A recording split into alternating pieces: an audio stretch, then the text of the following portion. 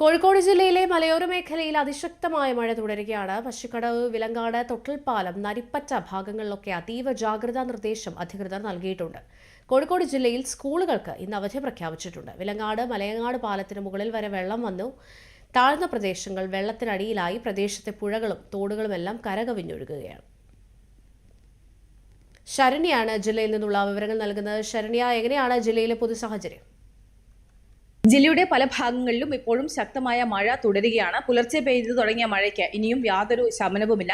താഴ്ന്ന പ്രദേശങ്ങൾ വെള്ളത്തിനടിയിലായിരിക്കുന്നു. ഒപ്പം മലയോര മേഖലയിലെല്ലാം തന്നെ ഉരുൾപൊട്ടൽ ഭീഷണി അല്ലെങ്കിൽ മണ്ണിടിച്ചിൽ ഭീഷണി നിലനിൽക്കുന്നുണ്ട്. ഇതിനു പുറമെ തീരമേഖലയിലും ജാഗ്രതാ നിർദ്ദേശം നൽകിയിട്ടുണ്ട്.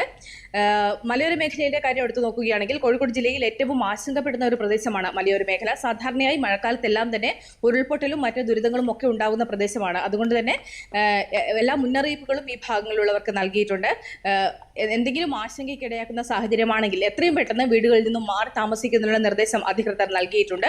ഇതിനു പുറമെ വിലങ്ങാട് സാധാരണ എല്ലാ വർഷവും ഉരുൾപൊട്ടുന്നൊരു മേഖലയാണ്. ഈ ഭാഗത്തെ പുഴയിൽ ഇപ്പോൾ ശക്തമായ മഴവെള്ളപ്പാച്ചിലാണ്. വനങ്ങളിൽ ഉരുൾപൊട്ടുകയോ അല്ലെങ്കിൽ ശക്തമായ മഴ പെയ്യുകയോ ചെയ്യുന്ന സാഹചര്യത്തിലാണ് ഇവിടെ ഇത്തരത്തിൽ മലവെള്ളപ്പാച്ചിൽ ഉണ്ടാകാറുള്ളത്.